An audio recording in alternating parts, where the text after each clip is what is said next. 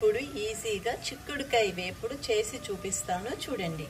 ముందుగా ఒక ప్యాన్ లో నూనె తీసుకున్నాను. ఇప్పుడు ఇందులో పోపులు వేస్తున్నాను చూడండి. ఆ పోపులతో పాటు కొంచెం ఇంగువ కూడా వేసాను. జీలకర్ర, మినపప్పు, ఆవాలు, కరివేపాకు. చూడండి, చిక్కుడుకాయలు ఉడకపెట్టి పక్కకి పెట్టేసుకున్నాను. పోపులు వేగుతున్నప్పుడే ఉల్లిపాయ ముక్కలు కూడా వేయాలి. ఒకసారి శుభ్రంగా కలుపుదాం.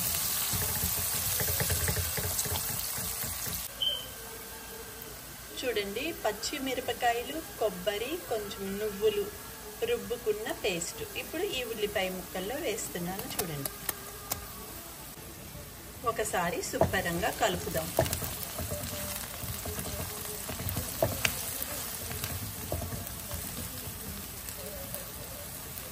ఇప్పుడు ఇందాక నేను ఉడకబెట్టి పెట్టుకున్న చిక్కుడుకాయలు వేస్తున్నాను. ఇందులో పసుపు, ఉప్పు రెండు వేసి ఉడకబెట్టాను.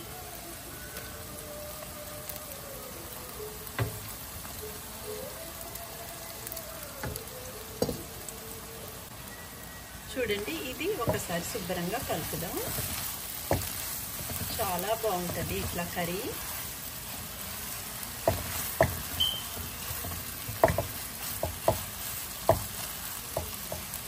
ఇప్పుడు కొంచెం ఇందులో వాటర్ వేస్తున్నాను.